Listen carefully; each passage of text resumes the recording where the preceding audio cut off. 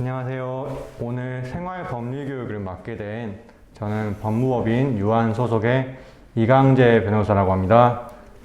준비된 내용을 바로 말씀을 드려보도록 하겠습니다. 오늘은 일단 10가지 사례를 준비를 했는데요. 각각의 사례들에 맞춰서 어떤 신고 방법이 있는지, 그리고 그런 부분에 관해서 어떤 법률 지원 절차 등이 있는지, 그리고 신고를 위해서는 어떤 준비가 있어야 하는지, 또한 가장 좋은 것은 예방을 하는 것이겠죠. 그래서 어떻게 하면 예방을 할 수 있을지, 그런 부분들에 관해서 각 사례들에 맞게 설명을 드려보겠습니다. 그래서 강의 순서는 이렇게 나와 있는 것처럼 1번 보험 사기, 2번 휴대폰 사기, 3번 명의 도용, 4번 학교 폭력, 5번 학교 폭력 및 방임, 6번 성폭행, 7번 부당한 보상 요구, 8번 과도한 합의 요구, 9번 노동 착취 및 보험금 갈취, 10번 임금 체불. 이러한 사례들의 순서로 강의를 하도록 하겠습니다. 첫 번째는 보험 사기 사례입니다. 먼저 사례를 들려드리도록 하겠습니다. 지게차 운전을 하는 지적장애인 49살 이모 씨는 2012년 한 보험 설계사를 만나 보험에 가입했습니다. 처음에는 안보험 한두 개였는데 점차 늘어나 5년간 78개를 가입했습니다. 보험료만 1억 5천만 원이 넘습니다. 월 평균 보험료가 230만 원이고 한 달 월급 대부분을 보험료로 내야 했습니다. 보험료를 내느라 대출을 2천만 원이나 받았고 전세금도 일부 빼야 했습니다. 혼자 사는 이 씨는 보험 설계사의 상품 가입 종용을 거부하지 못했다고 합니다. 보험 설계사는 이 씨를 19개의 상품에 가입시켰고 4,900만 원의 수당을 받아갔습니다. 또 계약 과정에서 자신의 지인이나 딸의 친구를 피보험자로 등록시켰습니다. 현재 이 씨는 사회 연령이 10살 수준인 지적장애를 가지고 있습니다. 일단 말씀드렸던 사례는 실제로 일어났던 사례고요. 이러한 행동을 한 보험 설계사는 어떠한 죄가 될까요? 이러한 경우에는 사람의 정신적 장애를 이용하여 보험 설계사가 재산상의 이익을 가져간 것이기 때문에 준사기죄라고 해서 10년 이하의 징역 또는 2천만 원 이하의 벌금에 처하게 됩니다. 신고하는 방법에 대해서 말씀을 드리도록 하겠습니다. 범죄 피해를 당했다면 먼저 경찰서에 알려야 하는데요. 내가 억울한 일을 당했다고 해서 경찰이 알아서 수사를 하면 참 좋겠지만, 범죄가 발생하였다고 하더라도 피해 사실을 경찰에게 알리지 않으면 경찰은 그 사실을 전혀 알 수가 없어요. 그래서 알리는 방법은 크게 두 가지가 있는데, 하나는 신고이고 하나는 고소를 하는 것입니다. 폭행을 당했을 때 112 전화로 해서 피해 사실을 알리는 것이 신고이고, 고소 같은 경우에는 범죄가 일어난 사실을 알리는 것에 그치지 않고 범죄를 저지른 사람을 처벌해 달라고 요구를 하는 것인데요. 보험 사기 사례 같은 경우에는 광양경찰서가 되겠죠. 거기 방문을 해서 보험 설계사에 대한 내가 이런 피해를 당했고 처벌을 해달라, 이런 의사 표시를 하는 것이 가장 좋은 방법입니다. 그리고 신고 전에 조금 준비를 하시는 게 좋은데요. 제일 먼저 하셔야 될 거는 내가 어떤 피해를 당했는지에 대해서 육하 원칙에 따라서 먼저 정리를 해보는 것이 필요하다고 할 수가 있습니다. 어떤 피해를 입었는지에 대해서 잘 정리가 되어 있지 않으면 수사를 하는 경찰이 그 부분에 대해서 알 수가 없기 때문에 보험 설계사를 언제 어떻게 만났는지, 어디서 만났는지, 또 보험 설계사가 나에게 어떤 말을 했는지, 그리고 어떻게 하다가 보험 계약을 체결을 하게 됐고 상대방으로 인해서 내가 어떤 피해를 입게 됐는지, 그런 부분들을 상세하게 먼저 정리를 하시고 난 다음에 고소를 하는 게 좋을 것 같습니다. 그리고 사건 관련된 증거 같은 것도 미리 준비를 하시면 좋은데요. 보험 계약서라던가 그동안 보험을 지급한 내역 등이 담긴 통장 내역 같은 것도 준비를 미리 하시면 좋을 것 같습니다. 신고 이후의 절차에 대해서도 간단히 말씀을 드려봐야 할 것 같은데요. 내가 고소만 하거나 신고만 하면 끝난 것이 아니고요. 경찰서에 나의 피해 사실이 접수가 되면 그 이후에 피해자를 경찰서로 불러서 조사를 하게 됩니다. 그래서 그 다음에 이제 배상 명령 제도라는 것에 대해서 조금 설명을 드리도록 할 텐데요. 형사와 민사가 별개라는 것을 조금 설명을 드려야 될 것 같습니다. 이렇게 수사가 진행되어서 나를 속이고 돈을 받아간 보험 설계사에 대해서 형사재판을 통해서 유죄가 내려진다고 해서 내가 입은 피해가 바로 뭐 법원을 통해서 지급이 되는 것이 아닙니다. 그래서 이런 내가 피해 입은 금전적인 것에 대해서 돈을 받으려면 원칙적으로는 법원에 민사소송을 별도로 진행을 해야 돼요. 그런데 피해자의 입장에서는 이러한 별도의 민사소송을 진행을 하는 것이 번거로운 일이기 때문에 형사재판을 통해서 나의 금전적인 피해를 곧바로 배상받을 수 있는 이런 배상명령 제도라는 것이 있어요. 형사재판에서 그 과정에서 내가 금전적인 피해를 배상을 받을 수가 있는데요. 이거는 이제 아무 때나 신청할 수 있는 것이 아니고요. 형사재판을 가해자가 받고 있는 도중에만 신청이 가능하기 때문에 꼭 이거는 재판이 끝나기 전에 신청을 하셔야 될 것 같습니다. 그리고 가장 중요한 것이 이제 예방 방법인데요. 이제 예방 방법에 대해서 말씀을 드리도록 하겠습니다. 이 사기 범죄라는 것은 굉장히 고통스러운 범죄예요. 단순하게 내가 돈을 뜯기는 것만이 아니고 이게 사기죄의 특성상 내가 믿었던 사람에게 속이는 범죄이기 때문에 이 마음의 상처까지도 깊이 남는 그런 범죄라고 할 수 있습니다. 사기를 당하지 않기 위해서는 각별히 주의를 하셔야 될 것 같습니다. 그래서 함부로 남이 보험을 가입하라고 해서 보험을 가입하지 않는 것이 가장 좋은 방법이라고 할 수 있겠습니다. 다음 사례로 넘어가도록 하겠습니다. 지적장애인 강 씨는 지난 2017년 3월 광주의 한 휴대전화 대리점에서 아이폰을 개통했습니다. 해당 직원은 강 씨가 지적장애인인 걸 알고 6개월에서 8개월 단위로 연락해 할부가 끝나지도 않았는데 새 휴대폰을 사라고 권유했습니다. 강 씨는 싸게 해준다는 말만 믿고 3년 동안 11대의 이동통신기기를 개통했습니다. 심지어 태블릿 PC와 스마트워치는 사은품인 줄 알고 계약하기도 했습니다. 기기값과 통신요금이 1,000만 원에 달하고 제때 돈을 내지 못해 채권 추심업체에 독촉장이 오는 상황입니다.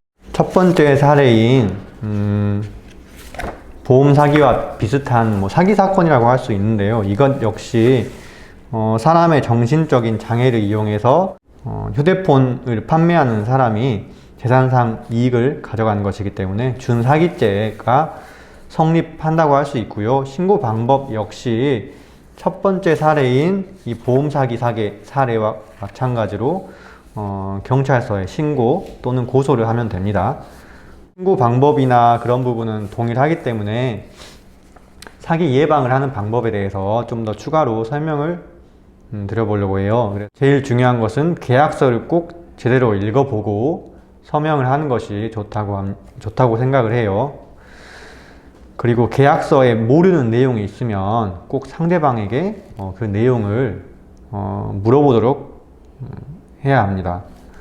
또한 이런 또 휴대폰 사기 또는 다양한 형태의 사기가 있을 수가 있어요. 판매하는 사람들이 고수익을 보장해 준다거나 또는 과도한 사은품을 지급해 준다거나, 그러니까 이번 사례에서는 태블릿 PC와 스마트워치를 사은품이라고 속여가지고 가입을 시킨 것인데요. 이렇게 내가 사는 물건에 비해서 과도한 사은품을 지급한다라고 말할 때는 일단 사기가 아닌지 의심을 해보도록 해야 할 거고요.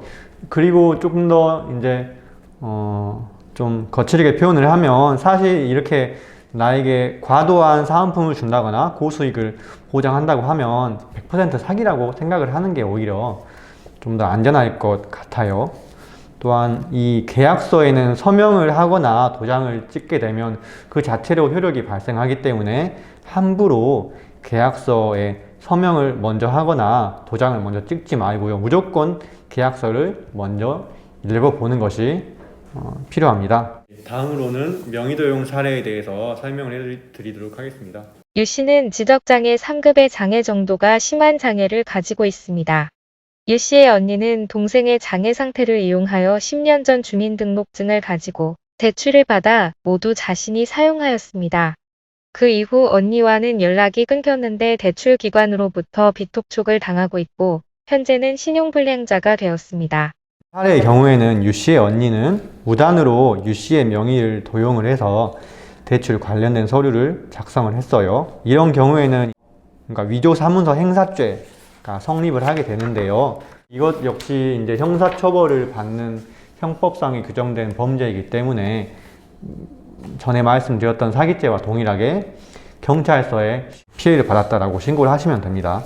네, 또 이 부분도 역시 제일 좋은 것은 명의 도용을 예방을 하는 것이 제일 좋은 것인데요. 이런 명의 도용 같은 경우에는 일단은 이제 나의 신분증이나 도장, 통장 등을 이용해서 이루어지게 되는데요. 그렇기 때문에 나의 신분증이나 도장, 통장 같은 것을 타인에게 함부로 빌려줘서는 절대로 안 됩니다. 이게 뭐 보이스피싱 같은 것이랑 또 연결이 되는 것인데요. 내가 전화를 받았는데 또는 문자가 왔는데 금융기관에 내가 뭐 금융기관의 직원이다 또는 내가 어디 경찰서 수사관이다 이렇게 어떤 기관 또는 뭐 그 직원 이런 걸 사칭하면서 나의 인적사항 그러니까 뭐 주소라던가 나의 주민등록번호라던가 뭐 통장 비밀번호, 통장 계좌번호 이런 것들을 물어보는 경우에도 이를 함부로 타인에게 알려줘서는 절대로 안 돼요. 왜냐면은 이런 금융기관 직원들이나 또는 뭐 경찰서나 우체국 이런 곳에서는 인적사항을 절대 물어보지 않거든요. 나의 명의를 도용할 수 있는 모든 수단들, 신분증, 도장, 통장, 뭐 통장 계좌번호라던가 비밀번호 이런 것들은 절대로 다른 사람들에게 알려줘서는 안 된다고 할 것입니다. 이제 무료 법률 상담을 받을 수 있는 곳을 이제 조금 안내를 해 드리려고 하는데요. 조금 이게 생소한 제도일 수도 있는데 법률 홈닥터라는 제도를 조금 설명을 해 드리려고 합니다. 그래서 이제 여기 나와 있지 않은 사례들도 이렇게 이 법률 상담이 필요한 경우에 제가 말씀드린 이 제도를 통해서 좀 더 도움을 받으면 좋을 수 있을 것 같아서 이렇게 조금 준비를 했고요. 홈닥터라는 제도는 법적 도움을 받기 어려운 취약계층을 대상으로 해서 법률 복지 서비스를 제공하는 법무부 소속의 변호사입니다. 그래서 전국 65개 지역의 시청, 구청, 뭐 사회복지협의회 등에 배치가 돼서 법률 상담, 법교육, 뭐 법률 문서 작성, 뭐 복지 연계 등의 서비스를 제공을 하고 있는데요. 이제 도움을 받을 수 있는 분야는 뭐 채권, 채무, 뭐 임대차, 이혼, 친권, 양육권, 상속, 유언, 뭐 손해배상, 뭐 근로관계라던가 임금이라던가 개인회생 파산 등의 이제 생활 전반의 모든 부분에 관련된 법률 서비스를 받을 수가 있습니다. 다만 법률 문제 상담 및 법률 문서를 작성하는 것을 도움을 받는 정도를 넘어서서 이제 실제로 소송을 수행하게 된다던가 직접적인 법률 문서 작성은 이 법률 홈닥터의 업무 범위에서 제외가 됩니다. 그래서 이런 소송 수행이나 법률 문서를 직접 작성하는 것은 법률구조공단에 가셔야 이게 좀 이런 부분은 도움을 받을 수 있는데요. 법률구조공단 같은 경우에는 이제 이것도 순천 법원 근처에 가면은 법률구조공단이 있는데요. 일단은 법률 홈닥터에 대해서 설명을 해 드릴게요. 동양 지역에서는 법률 홈닥터를 어디서 이용할 수 있느냐? 일단은 광양 지역에는 없고요. 법률 홈닥터는 순천시청 내에 위치를 하고 있어요. 이제 이용 가능한 시간은 오전 9시부터 오후 6시까지고요. 전화번호는 061-749-3394번인데 여기에 전화하셔가지고 예약하고 방문하시면 되고요.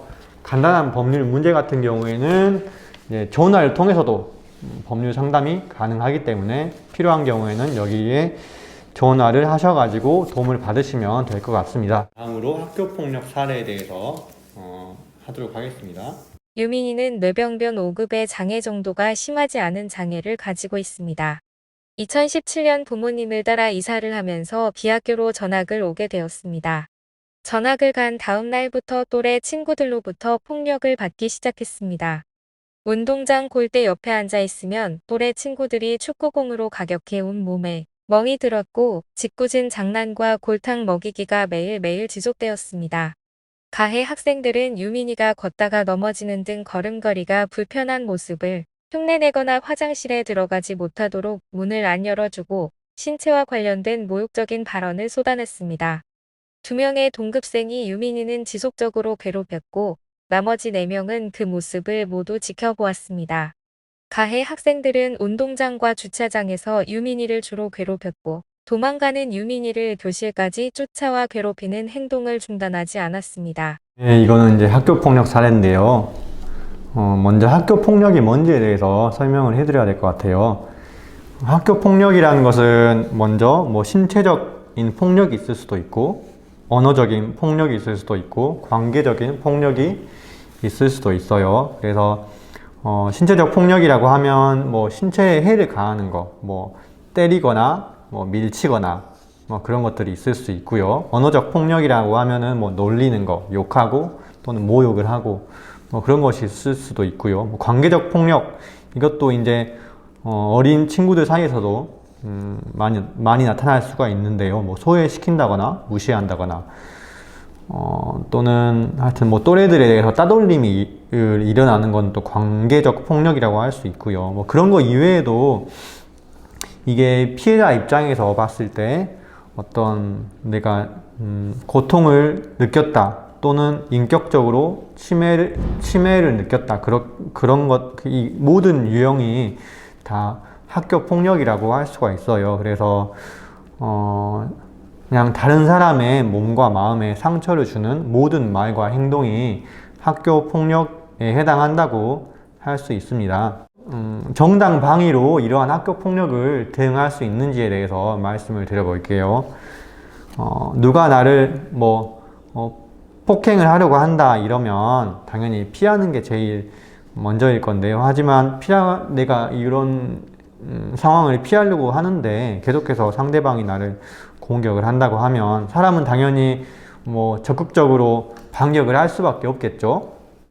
다른 사람의 부당한 그런 공격으로부터 나를 지키는 거는 당연한 권리라고 할 수 있고요. 그래서 우리 법에서도 정당 방위를 인정을 하고 있어요. 그래서 상대방이 이런 위법한 행위, 내가 상대방이 나를 때리려고 해서 그거를 방어하기 위한 행동으로 반격을 가하는 것은 처벌이 되지 않는다고 규정을 하고 있어요. 근데 문제는 이제 우리나라 같은 경우에는 정당 방위의 범위를 매우 좁게 인정을 하기 때문에 쉽게 말해서 다른 사람의 폭력에 대해서 나의 몸을 지키기 위해서 반격을 하는 식의 대응을 하다가는 잘못하면 가해자가 되는 수가 있기 때문에요. 이런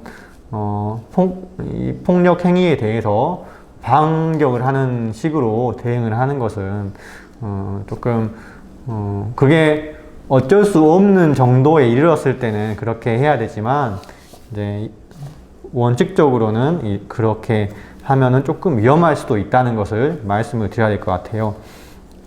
이제 이러한 경우에 이제 신고 방법에 대해서 말씀을 드리도록 하겠습니다. 신고 방법은 가장 크게는 내부적으로 알리는 거가 있겠죠. 그래서 혼자 고민을 하지 말고 피해 사실을 담임 선생님한테 즉시 알리고 이렇게 학교 내부적으로는 이런 학교 폭력이 있게 되면 학교폭력 대책자치위원회라는 게 열려요. 그래서 이 위원회를 통해서 이런 폭행 행위를 하는 가해 학생이 징계를 받을 수 있도록 하는 절차가 진행이 됩니다. 117 학교폭력 신고센터라는 게 있어요. 이거는 말 그대로 전화번호 117번을 누르면 이게 학교폭력 긴급지원센터로 연결이 되는 것인데요. 뭐 상담기관이 아니고요. 경찰청에서 운영을 하는 학교폭력 긴급지원센터예요. 그래서 그러니까 경찰청 내에 소속된 경찰관들 중에서 이런 학교폭력만 전담으로 맡고 있는 기관이라고 할 수 있고요. 이 학교폭력 긴급지원센터는 24시간 동안 운영을 하기 때문에 언제든지 상담이 가능하고, 또한 단순하게 이런 상담 업무뿐만이 아니고 뭐 신고, 상담, 치료, 수사 업무까지 한 번에 지원을 해주고 있기 때문에 이 피해 학생을 위한 긴급 출동은 물론 해당 지역의 학교를 전담하는 그 지역의 경찰관과도 연계가 되기 때문에 실질적으로 많은 도움이 됩니다. 그래서 학교 폭력이 발생했다면 혼자서 고민을 하거나 숨기지 말고 일단 전화번호 117번을 눌러서 즉시 도움을 받도록 합시다. 이번에는 가정폭력과 성폭력 사례를 묶어서 한 번에 설명을 드리도록 하겠습니다. 먼저 사례부터 시작을 할게요. 지체장애를 가지고 있는 30대 임씨는 가족과 함께 살고 있지만 가족의 방임으로 인해 방에서 나오지도 못하고 그 안에서만 생활하고 있습니다. 식사도 식구들과 따로 앉아서 먹고 고기나 제대로 된 반찬도 주지 않았다고 합니다. 임씨가 몸이 아파 병원에 가고 싶다고 이야기를 하면 가족들이 화를 내면서 방치를 하였습니다. 임씨가 너무 힘들어서 화를 내면 부모님에게 폭력을 당하는 경우도 있습니다. 다음으로는 성폭력 사례를 바로 좀 들어보도록 하겠습니다. 지적장애 상급을 가지고 있는 유진이는 초등학생이던 2010년 가족 모임에 온 이모부로부터 강제 추행을 당하기 시작했고, 중학생이 된 후에도 성추행은 지속됐습니다. 유진이는 이모부가 무서워 이 같은 사실을 부모님에게도 말하지 못하고 혼자 참고 견뎌야 했습니다. 이모부의 이러한 행동은 유진이가 성인이 된 지금까지도 이어져 오고 있고, 여전히 합을 이루면 대운이 온다 등의 성적인 문자를 계속해서 보낸다고 합니다. 가정폭력 사건, 성폭력 사건도 학교폭력 신고센터와 동일하게 117번으로 전화를 해서 신고를 하면 도움을 받을 수 있습니다. 이런 117 학교폭력 신고센터에서는 단순하게 학교폭력뿐만이 아니고 가정폭력, 성폭력 피해자들에 대해서도 신고 접수를 받고 있고, 또한 이 가정폭력이나 성폭력 같은 경우에도 이 관할 경찰서와 연계를 해서 즉시 도움을 받을 수 있기 때문에 꼭 이렇게 신고를 하셔야 되는데요.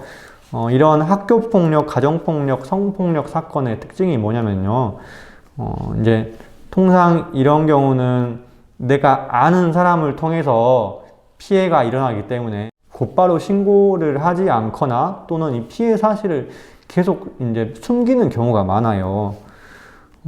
그래서 먼저 좀 드리고 싶은 말씀은, 내가 신고하기가 그렇게 좀 어려운 상황이라고 하면 먼저 피해 입은 사진이라도 찍어 놓으시라는 거예요.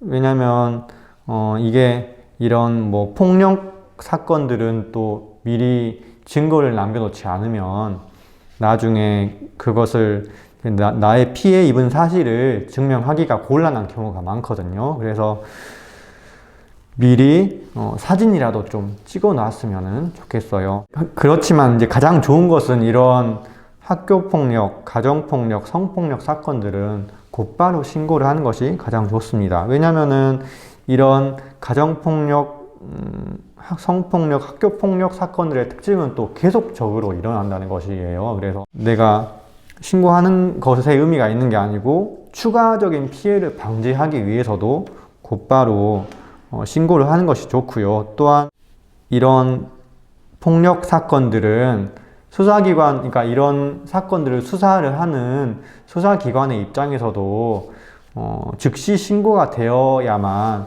곧바로 피해 사실을 입증할 수가 있기 때문에요.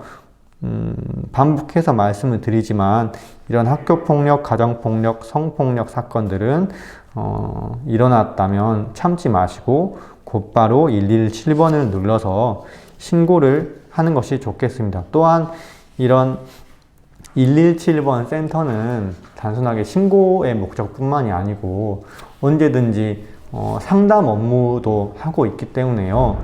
단순하게 내가 신고를 하기가 마음이 어려운 상황이지만 상담은 좀 받고 싶다. 그런 상황에서도 여기 117번 센터에 전화하시면 도움을 받을 수 있으니까요. 여기에 좀 전화해가지고 좀 도움을 받으셨으면 좋겠습니다. 지적장애가 있는 정 씨는 돈 계산을 잘하지 못합니다. 최근에는 A슈퍼에서 몇 개의 상품을 계산하지 않고 그냥 가지고 나왔고 A슈퍼에서 이 사실을 알게 되어 정 씨의 부모님은 A마트 사장님에게 자녀의 장애에 대해 말하고 선처를 부탁하며 물건값 5만 원을 지불했습니다. 그런데 이후 A슈퍼마켓 측에서 정 씨가 가져간 물건 중에 화로에 한 접시가 있었는데 원래대로라면 한 달 매출이 400만 원 정도가 나와야 하는데 정 씨가 물건을 가져가는 바람에 매출을 달성하지 못했다며 손해배상금으로 400만 원의 10%인 40만 원을 요구했습니다. 여기서 이제 내가 40만 원을 요구한 것에 대해서 이런 40만 원을 줘야 하느냐 그것인데요. 결론부터 말씀을 드리면 이런 부당한 보상 요구에는 응할 필요가 없어요. 이제 법은 상식에 기초하는 것이기 때문에 내가 단순하게 잘못한 것이 있다고 해서 그 어떠한 상대방의 부당한 모든 요구를 들어줘야 되는 것은 아닙니다. 그래서 상식적으로 내가 화로에 한 접시를 가져갔다고 해서 상대방이 400만 원어치의 어떤 손해를 입었다는 것은 상식에 맞지가 않죠. 그래서 이런 요구는 응할 필요가 없습니다. 내가 모르고 물건을 가지고 나왔는데 과연 이게 절도죄가 되느냐 이런 부분이 또 궁금하실 것 같아요. 먼저 절도죄라고 하면은 내가 이 물건을 훔치겠다라는 생각을 가지고 이 물건을 가지고 나왔을 때 그러한 절도죄가 성립을 하게 되는 것이에요. 그래서 단순하게 내가 모르고 내가 이거를 훔쳐야겠다는 마음을 가지고 나온 것이 아니라 모르고 그냥 계산을 하지 않은 경우에는 그거에 대한 물건값만 지불을 하면 되는 것이지 그거에 대해서 어떤 내가 죄가 성립하는 것은 아니기 때문에요. 그 부분은 내가 절도죄가 성립을 하는 부분은 걱정을 하지 않으셔도 될 것 같아요. 왜냐면 이제 우리 법에서는 기본적으로 내가 모르고 한 잘못에 대해서는 책임을 지지 않도록 하고 있어요. 책임을 져야 된다. 그건 아주 예외적인 경우에만 이제 규정을 하고 있고, 이제 원칙적으로는 내가 모르고 한 행동에 대해서는 법적으로는 책임이 없다는 것을 알고 계시면 될 것 같습니다. 그래서 상대방이 부당한 보상 요구를 할 때는 당당하게 거절을 하도록 합시다. 다음으로는 과도한 합의금 요구 사례에 대해서 알아보도록 하겠습니다. 최 씨는 지적장애인입니다. 2018년 3월 여자친구와 상가 화장실에 갔다가 세면대에 떨어져 있는 지갑을 주었습니다. 지갑 안에는 현금 10만 원이 들어있어서 최 씨와 여자친구는 그중 2만 원을 교통비로 썼습니다.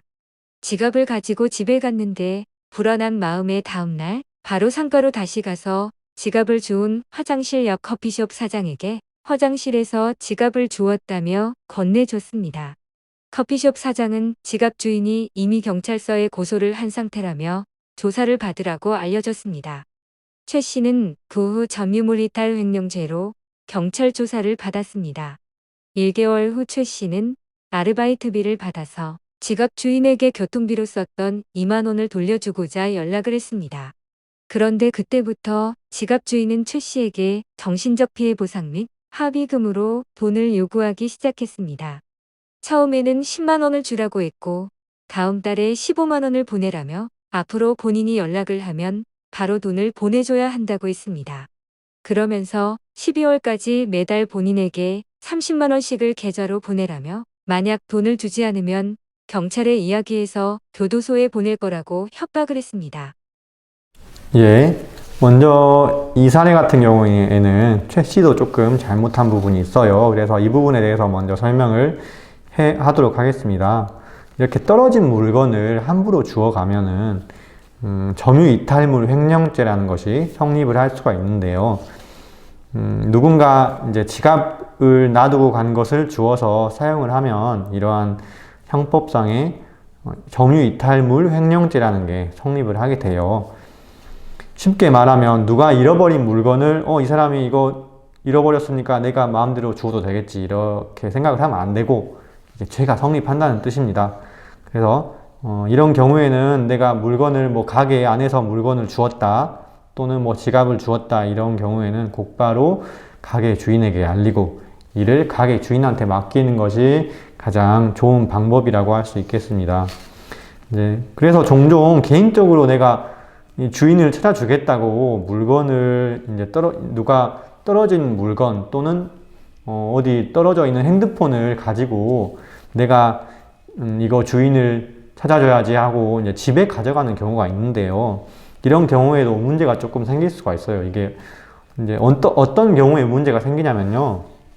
내가 이런 좋은 마음으로 물건을 이제 주인을 찾아주려고 가져갔는데 그거를 잃어버리는 경우가 있어요. 이렇게 잃어버리게 되면 내가 또 점유이탈물 횡령죄로 문제가 될 수도 있거든요. 그래서 제일 좋은 것은 꼭 잃어버린 물건을 발견을 하면 그 즉시 거기 가장 가까이 있는 뭐 가게 주인이나 뭐 가게 안에서 주었으면은 거기 가게 안에 있는 주인한테 주면 되고요. 뭐 제일 가까운 위치에 있는 뭐 가게 주인이나 가게 아르바이트생한테 말하고 맡기도록 하는 것이 제일 좋은 방법이라고 할 수 있겠습니다. 왜 과도한 합의금을 요구하는 것이 정당하냐 하면은 그것도 아닙니다. 그래서 이렇게 돈을 보내지 않으면 경찰에 이야기를 해서 교도소에 보내겠다 이러한 식의 말을 하는 것은 이제 또 법에서 금지하는 협박죄에 성립을 할 수가 있고요. 이 사례에서는 협박한 부분까지만 나와 있는데요. 이렇게 협박을 해서 실제로 내가 돈을 상대방한테 줬다 이러면은 이제 공갈죄라는 죄가 있어요. 그래서 이 공갈죄라는 거는 협박을 통해서 누군가의 돈을 갈취하면 그게 공갈죄거든요. 그래서 이러한 경우가 발생했다고 하면 이것도 상대방이 형사처벌 대상이기 때문에 즉시 경찰에 알리도록 하는 것이 좋은 방법입니다. 경찰서에 신고를 하도록 하고요. 한 가지만 좀 더 말씀을 드리면 통상 이러한 협박 같은 경우에는 전화를 통해서 이루어지는 경우가 많기 때문에 미리 녹음을 해 놓는 것이 가장 좋은 방법이라고 할 수 있어요. 왜냐면 내가 미리 녹음을 해 두면 그것을 증거로 해서 제출을 할 수 있기 때문이죠. 근데 이제 몰래 녹음하는 것이 불법이냐 그거에 대해서 조금 설명을 해드려야 될 것 같은데요. 당연히 내가 참여하고 있지 않은 그냥 다른 사람들의 대화를 몰래 녹음하는 것은 불법인데 내가 상대방과 대화 중인 경우, 그러니까 내가 대화에 참여하는 경우에는 상대방의 동의를 받지 않고 몰래 녹음한다고 해서 그 불법이 아니에요. 그래서 쉽게 말하면은 내가 전화로 통화하는 거는 다 녹음해도 불법이 아니라는 뜻이에요. 그래서 요즘에는 핸드폰 통화를 자동으로 녹음해주는 어플이 많기 때문에 그냥 이런 자동 녹음 어플을 설치해 두는 것도 나의 어떤 권리를 보호하는 것에 좋은 방법이라고 할 수 있기 때문에 이거를 말씀을 드리면서 이 사례는 마무리하도록 하겠습니다. 다음으로 노동 착취 및 보험금 갈취 사례에 대해서 시작을 하도록 하겠습니다. 지적장애인 남 씨는 1999년 가방 제조 공장을 운영 중인 김 씨를 만나 공장에서 일을 시작했습니다. 남 씨는 김 씨의 공장에 딸린 조립식 건물 1층에 있는 단칸방에서 혼자 생활했습니다. 김 씨는 남 씨에게 물품 납품, 청소 등 자비를 시켰고 남 씨는 최소 하루 8시간 이상 일을 하며 매달 11만 원을 받았습니다. 남 씨는 2012년 3월 물건을 납품하러 화물차를 타고 가다가 교통사고를 당해 오른팔을 심하게 다쳤고 보험금이 6,700만 원 나왔습니다. 이 중 2,700만 원이 치료비로 사용되었고 나머지 4천만 원은 김 씨가 가져갔습니다. 남 씨는 당뇨를 앓고 있었는데 교통사고와 당뇨 합병증으로 2016년 병원에서 오른팔을 잘랐고 이후 병원 내에서 다른 환자들에게 1,000만 원을 구걸하러 다니다가 이를 이상하게 여긴 병원 사람들에 의해 경찰에 신고가 되었습니다. 예, 이 부분은 일단 두 가지로 나눠가지고 봐야 될 것 같아요. 노동 착취 부분과 보험금 갈취 부분으로 조금 나눠서 설명을 드리도록 하겠습니다. 노동 착취, 그러니까 이 사람은 하루에 뭐 8시간 이상씩 일을 하면서 그런데 매달 11만 원밖에 받지 못했어요. 이제 이것은 이제 최저임금에 미달하는 그런 돈을 받은 것이라고 있겠는데요. 근로자가 노동의 대가로 받게 되는 돈을 이제 법적으로는 임금이라고 표현을 해요. 그래서 법에서는 최저임금 이상의 그 돈을 지급을 하도록 규정을 하고 있습니다. 그래서 최저임금보다 낮은 돈을 지급할 경우에는 이제 사용자는 3년 이하의 징역 또는 2천만 원 이하의 벌금에 처하게 되는데요. 2021년 기준 최저임금은 시간당 8,720원입니다. 그래서 위 사안에서는 하루에 8시간 일을 하였는데 한 달에 11만 원 밖에 받지 못하였다면 명백한 법 위반이라고 할 수 있습니다. 한 가지만 조금 추가로 말씀을 드리면 이게 내가 최저임금보다도 낮게 받는 것으로 계약을 했다고 하더라도 그것은 법적 효력이 없기 때문에 최저임금이라는 것은 무조건 지켜야 된다고 할 수 있겠습니다. 그 다음에 이제 이 사례에서 보험금 갈취하는 부분이 있는데요. 내가 받을 보험금을 회사의 대표가 가져갔다고 하면 이것 역시 형법상 금지하는 횡령죄라는 죄가 성립을 하게 됩니다. 이 횡령죄라는 거는 쉽게 말씀을 드리면 내가 가져야 할 돈인데 다른 사람이 그 돈을 가지고 있던 중에 써버리는 거를 횡령죄라고 하는데요. 이것도 이제 보험금 갈취와 동일하게 경찰서에 신고 또는 고소를 통해서 조금 이 부분은 도움을 받으시면 될 것 같습니다. 이 노동 착취 부분에 대해서만 신고 방법을 추가적으로 설명을 드리도록 하겠습니다. 신고 방법은 이런 노동 관련된 사건들은 노동청에 신고를 하셔야 되는데요. 당연히 이렇게 근로자에게 일을 시켰으면 임금을 지불해야 되는데 그런 상식조차도 지키지 않는 사람들이 있습니다. 그래서 이렇게 임금을 받지 못한 근로자가 취할 수 있는 수단 중에 가장 일반적인 방법은 노동청에 진정을 하는 것입니다. 직장이 소재한 지역의 노동청을 직접 방문을 해서 진정을 할 수도 있고요. 요즘에는 고용노동부 홈페이지, 그 네이버나 뭐 다음에 검색하시면 바로 나오거든요. 그래서 홈페이지를 통해서 온라인으로 신고를 할 수도 있습니다. 영양지역 같은 경우에는 별도의 노동청이 있는 것은 아니고요. 여수고용노동지청에 방문하셔가지고 신고를 하시면 될 것 같습니다. 그 신고 전에 준비할 사항이 있는데요. 이것 역시 나의 피해 사실을 육하 원칙에 맞게 먼저 좀 정리를 해 놓으시면 많은 도움이 될 것 같습니다. 그래서 언제부터 일이 시작했고 한 달에 얼마를 받았고 또한 어떤 방법을 통해서 임금을 지급받아 왔는지 이런 부분이 제일 중요하다고 할 수 있고요.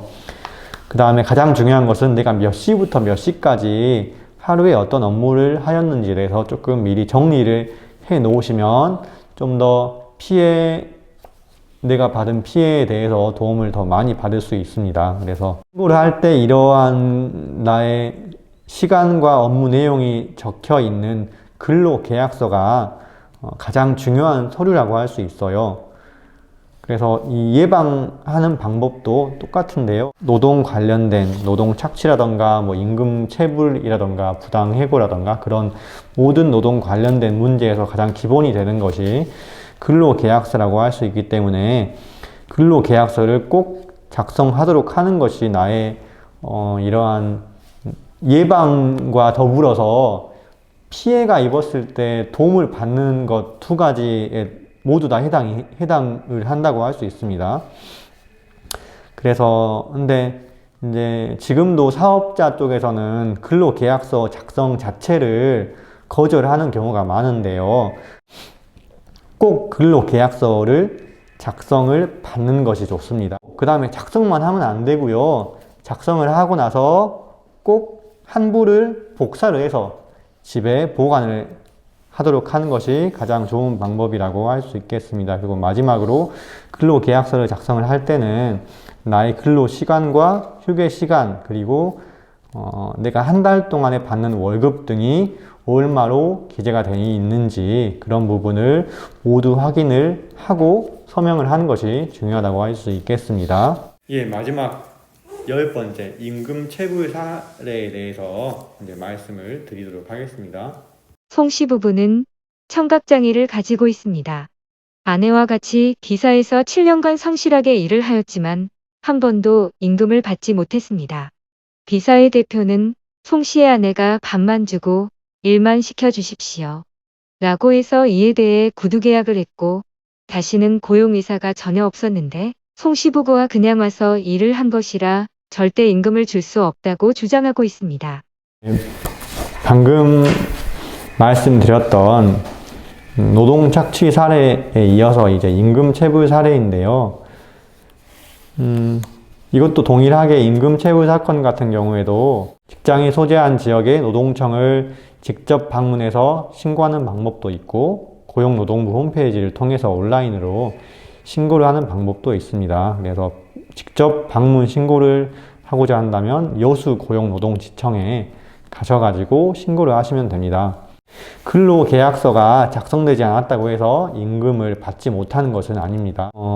임금을 지급받지 않기로 하는 그런 어떤 형태의 노동계약을 체결하였다고 하더라도 그것은 법적 효력이 없기 때문에 그러니까 그런 계약을 구두로 하던 뭐 문서를 통해서 작성을 하든 그것은 근로기준법에 위반한 그런 계약이기 때문에 효력이 없습니다. 그래서 내가 일을 했다면 그러한 나의 노동 대가에 해당을 하는 임금을 청구할 수 있다고 생각을 하셔야 됩니다. 다만 이제 우리 법에서는 소멸시효라는 제도가 있어요. 그래서 임금은 기본적으로 3년치까지만 청구가 가능하다고 생각을 하셔야 됩니다. 법에서 정해진 기간 내에 행사를 하지 않으면 나의 권리가 사라지게 되는 그러한 제도라고 할 수 있습니다. 그래서 과거에 이렇게 염전노예 사건으로 이런 게 뭐 뉴스도 나오고 막 그렇게 시끄러웠던 적이 있는데요. 이때는 피해자가 10년이 넘는 기간 동안에 돈을 받지 못했음에도 불구하고 이때 이렇게 이제 염주, 그러니까 가해자 쪽에서는 소멸시효 주장을 하였어요. 그리고 법원은 이러한 소멸시효 주장을 받아들여서 안타깝게도 피해자는 임금을 딱 3년치까지밖에 받지 못하였거든요.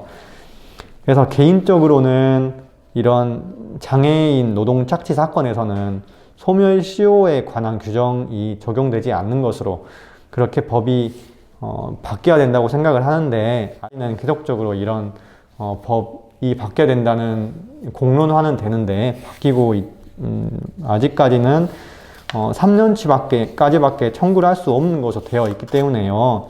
이 임금 같은 경우에는 꼭 내가 이런 임금 체불이 발생했다 그러면 가장 좋은 것은 빠른 시일 내에 신고를 하시는 것이 가장 좋은 방법이라고 할 수 있겠습니다. 오늘 제가 준비한 사례는 여기까지고요.